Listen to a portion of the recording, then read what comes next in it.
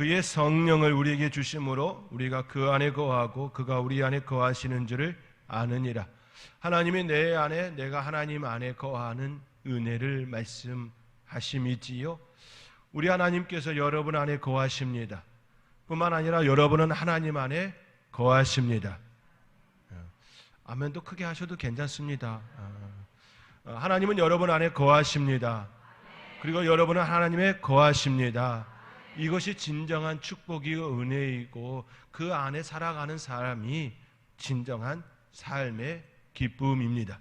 이 기쁨을 누리며 살아갈 수 있는 저와 여러분의 평생이 되어지기를 주님의 이름으로 축원드립니다.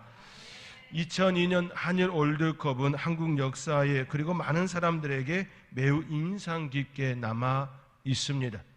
저는 2002년 한일 월드컵 때 큰 소리 치지 못하고 응원도 제대로 하지 못했습니다. 그때 저희 집 둘째가 태어났기 때문입니다. 4월 달 태어나서 6월 달에 한일 월드컵이 진행되어졌지요. 갓난아기라서 소리칠 수가 없었습니다. 골 들어갈 때마다 그냥 입을 막았습니다. 애가 경기할까봐 너무 겁나서 소리 지르지를 못했습니다. 그러나 마음만큼은 너무 뜨겁고 깊은 시간이었습니다. 특별히 거스 히든크가 한국이 16강을 진출이 확정된 후에 나는 아직 배고프다. 일본은 떨어지고 한국은 올라갔을 때에 너무나도 흥분된 나머지 모두가 이것으로 됐다 이런 느낌이 이었었을 때에 히든크 감독은 나는 아직 배고프다라는 그런 이야기를 남겼습니다. 그리고 4강에 오르는 그런 아주 놀라운 일이 우리 가운데 일어났지요. 배고프다라고 하는 이 말 속에는 나는 여전히 간절함이 있다 이 말이지요. 배고프다 헝그리 이는 간절함, 내 안에 충만한 어떤 것을 얻고 싶다 이런 마음이지요. 목마른 사람이 우물을 판다라는 말이 있는 것처럼 목마른 사람, 그는 갈증을 느낀 사람이고 물의 필요성을 느낀 사람입니다. 필요성을 느낀 사람이 무언가를 할 수가 있습니다. 우리의 삶의 자리에 부족함이 있는 것을 느끼는 사람은 그런 면에서 행복한 사람입니다. 부족함이 전혀 없는 사람은 진정으로 행복하지 않은 사람입니다. 이미 다 갖추었기 때문에 내가 무엇을 하고 싶은 그 충동이 없는 그 삶이기 때문이지요. 필요를 느끼는 사람, 부족함이 있는 사람이지요. 그것이 우리의 삶의 행복이고 기쁨이고 한 걸음 더 나아가게 하는 원동력, 힘이 되게 하신다라는 것이지요. 그것이 우리로 하여금 삶의 의지를 불태우게 하게 하는 것이지요. 우리의 삶의 자리에 문제가 일어나지 않으면 기도하지 않습니다. 우리의 삶의 자리에 부족함이 일어나지 않으면 하나님을 별로 찾지가 않습니다. 그렇지 않습니까? 우리의 삶의 자리에 부족함이 있다라고 하는 건 그런 측면에 있어서는 하나님을 간절히 찾고 하나님과의 교제를 이루어지고 하나님의 사랑에 덧입혀지는 시간이기에 부족함을 느끼는 그것 자체는 결코 문제가 되어지지가 않습니다. 그런데 부족함에도 불구하고 부족함을 느끼지 못하는 그 사람은 정말 불쌍한 사람입니다. 오히려 모든 것들을 가지고 있는 그 사람보다 더 불쌍한 사람인 것이지요. 부족함을 아는 그 사람은 진정으로 다 가진 사람보다 행복한 사람이고, 부족함을 가지고 있으면서도 부족함을 못 느끼는 그 사람은 다 가지고 있는 사람보다 더 불쌍한 사람입니다. 너무나도 일어나는 현상은 같지만 인지하는 면에서 차이가 있다라는 것이지요. 우리의 삶의 자리에 바르게 인지하고 바르게 반응하고 바르게 살아갈 수 있는 저와 여러분의 삶이 되어줄 수 있기를 주님의 이름으로 축원드립니다. 우리의 하나님도 그 부분에 있어서는 예외가 아니시지요. 하나님은 인간의 타락을 보셨습니다. 아담과 하와의 타락을 보셨습니다. 그 타락은 온 인류의 타락이었습니다. 선악을 알게 하는 나무의 씨가를 따먹은 그 사건은 온 인류의 타락이 되었습니다. 하나님과 인간이 멀어지는 단절이 생기는 사건이었습니다. 하나님께서는 그 단절을 회복시키기를 바라셨습니다. 그 회복은 인간의 죄를 사하는 권세를 갖게 하는 일이었지요. 우리 하나님은 원래 부족함이 없으신 분이시지요. 하나님은 부족하지 않으십니다. 온전하신 분이시고 그 말씀대로 천지를 창조하시는 그런 창조주 하나님이십니다. 그렇기에 부족함이 없으신 분이시지요. 그런데 우리 하나님에게 부족함이 일어났습니다. 그 부족함이 일어난 사건은 하나님 자신에게서 일어난 것이 아니라 우리 인간들 때문에 일어나게 되었습니다. 인간과의 그 단절이 우리 하나님의 부족함이 되게 하셨습니다. 엄밀하게 말하면 하나님의 부족함이 아닌데 우리 인간의 그 타락을 하나님의 부족함으로 가져가셨습니다. 우리 하나님께서는 인간을 창조하실 때에 하나님의 형상대로 하나님의 모양대로 우리 인간을 창조하셨습니다. 그리고 그 인간과 교제하기를 바라셨습니다. 그런데 그 인간이 타락함으로 인하여서 하나님과의 단절이 일어나 그 단절이 하나님의 부족함으로 가져가셨다라는 것이지요. 이것이 하나님의 우리에게 보여주시는 하나님의 지극한 사랑입니다.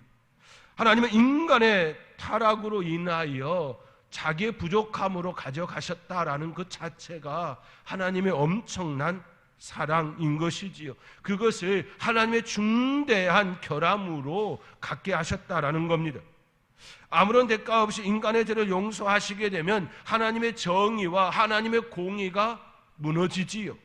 그렇기에 아무 대가 없이 죄를 사하실 수 없는 그런 상황에 놓였습니다. 또한 용서하지 않는다면 하나님의 사랑의 성품에 문제가 발생하기에 또한 사랑을 용서를 해야 하는 입장에 놓이게 되어짐이지요.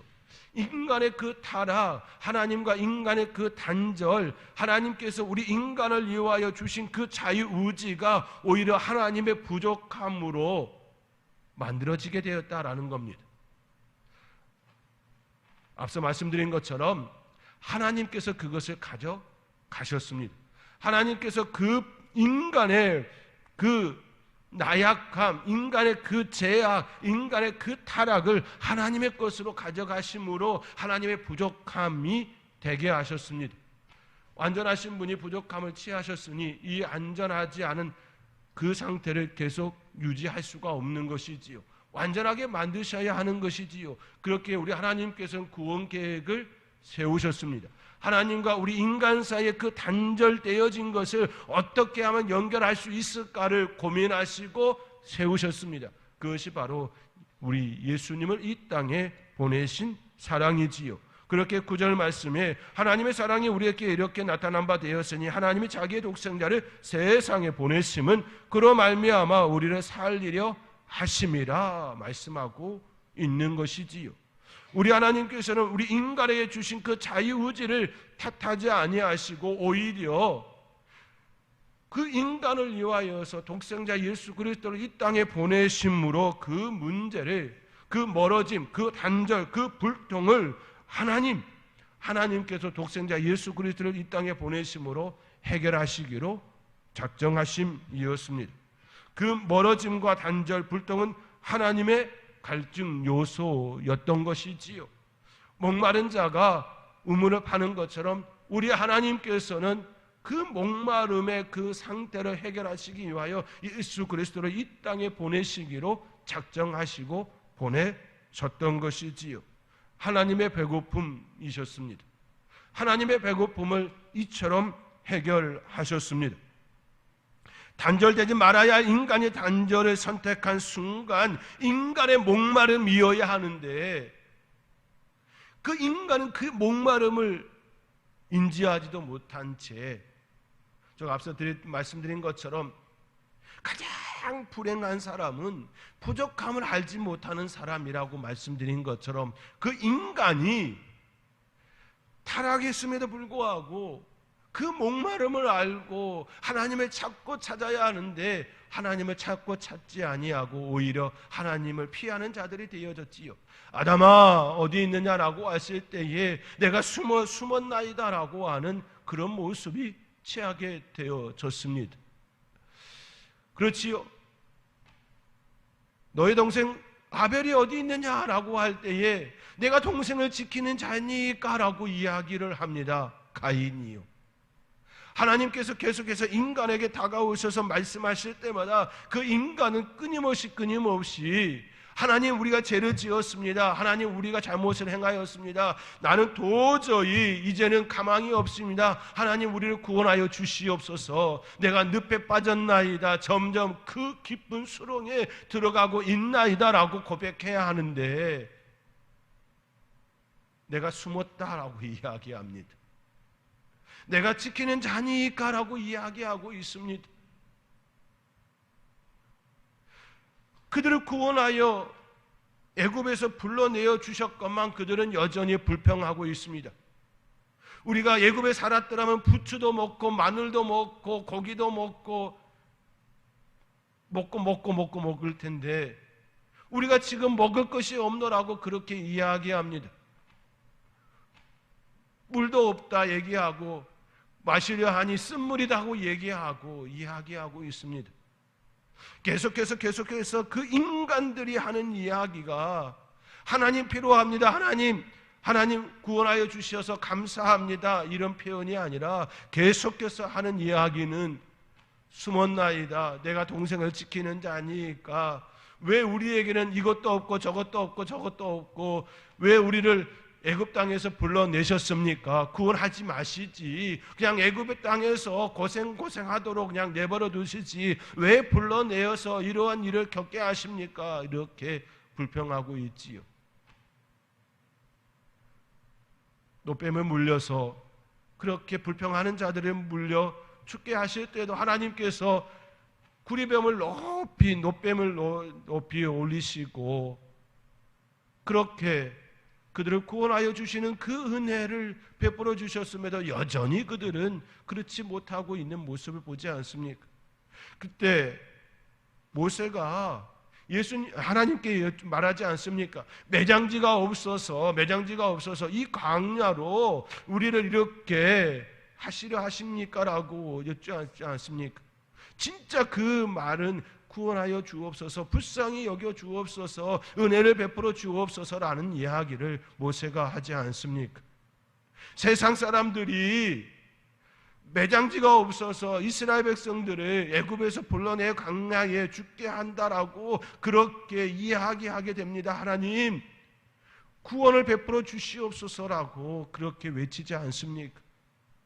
모세의 그 부르짖음, 우리 하나님께서 그 기도를 들으시고 또 그들을 또 은혜의 길로 보내지 않습니까? 마치 부모가 자녀를 바라보며 안타까워하는 마음, 그 마음과 연결된 모습이 우리 하나님께 일어난 거 아닙니까? 마치요 학교 선생님이 너의 부모 데리고 와라고 하는 그 말이 떨어진 거 아닙니까? 학생이 잘못했는데, 자녀가 잘못했는데 벌은 부모들이 받는 그런 심정 말입니다. 너의 부모 데려와라고 하면 그 부모들이 학교 갈 때에 본인이 죄를 지었지 않았음에도 불구하고, 자녀가 잘못했음에도 불구하고 그 잘못이 아이의 잘못, 자녀의 잘못으로 여기지 아니하고 나의 잘못으로, 부모의 잘못으로 여기고 선생님 앞에 읊조리고, 선생님 우리 아이 불쌍히 여겨달라고, 긍휼히 여겨달라고, 제가 자녀 교육을 잘못 시켜서 이렇게 되었노라고, 내가 다시 잘 가르칠 테이니, 양육 잘할 테이니 선생님 봐달라고, 또 그 학생의 또 피해를 입은 아이에게 또 그렇게 또 손으로 마음으로, 근데 요즘 그런 현상이 안 일어나고 있지요. 떳떳하다고 막 그렇게 하고 있는 그 부모들의 그 모습을 한번쯤 생각해 봐야 된다고 생각을 합니다만, 여튼간에 자녀의 잘못이 나의 잘못으로, 부모의 잘못으로 여기고 그렇게 그렇게 학교 찾아가서 예언하고 그 모습이 마치 우리 하나님에게 일어난 거 아닙니까? 우리 인간의 타락, 인간의 잘못, 인간의 죄에 대하여서 너의 잘못이야, 너의 죄악이야, 너의 그렇게만 접근하지 아니하시고 우리 하나님께서 마치 그렇게 접근하시고 우리를 향하여 사랑을 베풀어 주셨다는 것 아닙니까? 그렇기에 이렇게 이야기하는 것이지요. 10절 사랑은 여기 있으니 우리가 하나님을 사랑한 것이 아니요 하나님은 우리를 사랑하사 우리 죄를 속하기 위하여 화목제물로 그 아들을 보내셨습니다 말씀합니다. 자신의 부족함으로 가져가시고 자신의 갈증으로 가져가시고 자신의 배고픔으로 가져가시고 자기의 우리 인간에 대하여 온전히 보살피지 않았다라고 하는 그 마음으로 가져가셔서 그 모든 것들을 다 독생자 예수 그리스도에게 짊어지게 하시고 십자가를 짊어지고 언덕을 오르게 하시고 십자가에 못 박히는 그 일을 감당케 하셨음인 것이지요. 그분은 진정 우리를 사랑하시는 하나님이시지요. 그분은 우리를 진정 사랑하시는 하나님이십니다. 그분의 사랑을 안 사도 요한은 우리에게 이처럼 고백하고 있는 것입니다. 그러면서 우리에게 이처럼 이야기하는 것이지요. 11절의 말씀 우리 함께 11절의 말씀 우리 함께 읽겠습니다. 사랑하는 자들아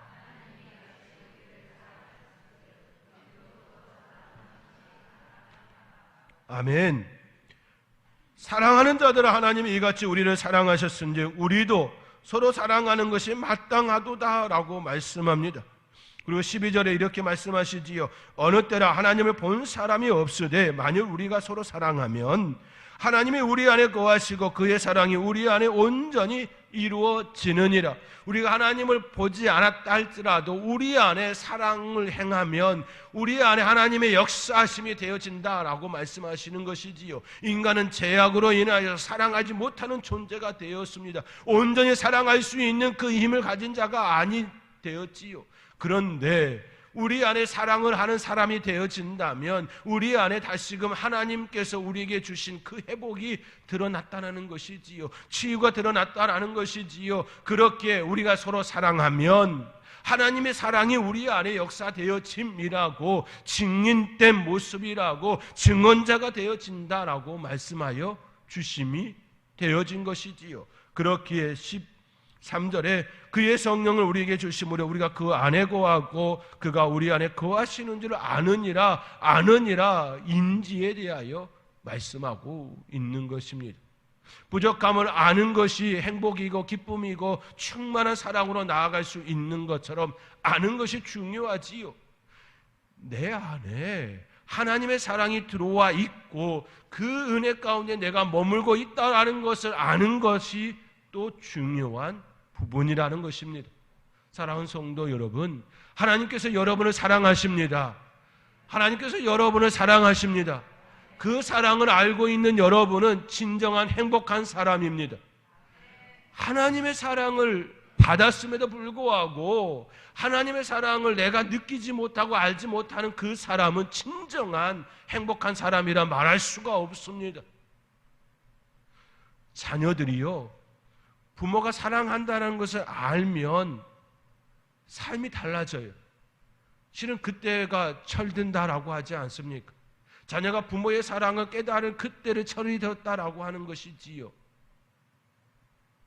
맨날 말씀 비우고 맨날 어지럽히고 맨날 청개구리처럼 활동하던 그 자녀가 부모의 이야기가 그들의 귀에 들어가고 부모의 말이 그의 마음속에 새겨지고 그렇게 순종하는 사람으로 바뀌는 그때 그 모습이 아는 것이지요. 부모의 사랑을 그때 안 겁니다. 우리의 모습도 마찬가지라는 것이지요. 하나님의 사랑을 내가 알면 그때부터 진정한 행복한 삶으로 나아가게 되는 것입니다. 진정 행복한 사람이 여러분인 줄 믿습니다. 여러분인 줄 믿습니다. 하나님의 사랑을 알고 있는 여러분인 줄 믿습니다. 그렇다면 사랑하시기 바랍니다.